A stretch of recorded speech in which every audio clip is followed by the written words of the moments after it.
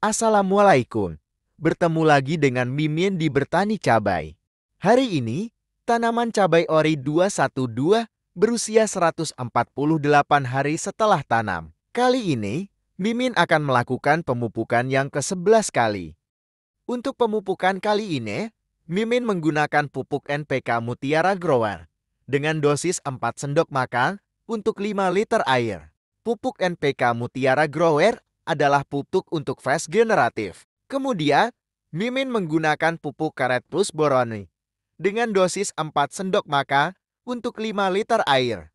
Karet plus boron berperan penting untuk pertumbuhan baru ujung-ujung akar dan titik tumbuh tanaman. Kemudian, Mimin menggunakan asam humat dengan Merck Power Soil dengan dosis 1 sendok makan untuk 5 liter air.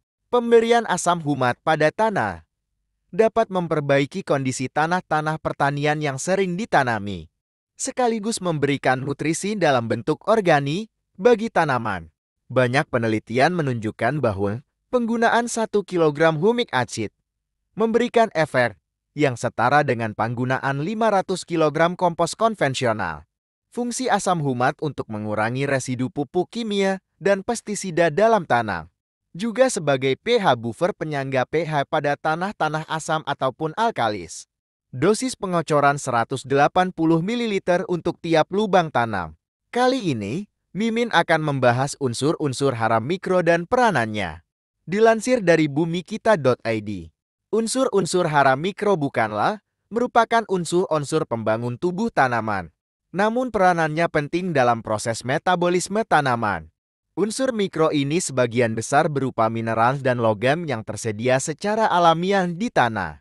Namun pada lahan-lahan pertanian intensif yang ditanami bertahun-tahun, ketersediaan unsur-unsur mikro ini menjadi semakin terbatas bahkan punah. Berikut adalah unsur hara mikro silikon Si. Silikon dimanfaatkan tanaman dalam bentuk COH4. Silikon lebih diperlukan untuk tanaman padi-padian atau monokotil. Silikon sedikit mobil dalam tubuh tanaman, tidak mobil di tanah.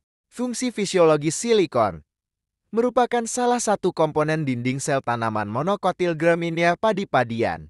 Pengaruh silikon pada tanaman sebagai berikut. Memperkuat dinding sel tanaman, sehingga lebih kokoh dan tidak mudah terserang patogen. Membentuk lapisan film pada permukaan tanaman untuk menghambat sinar UV berlebihan.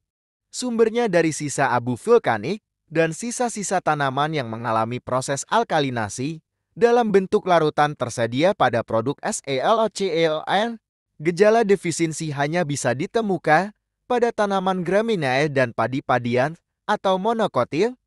Tanaman mudah reba, lemas, tidak tahan cuaca panas, dan mudah terserang patogen.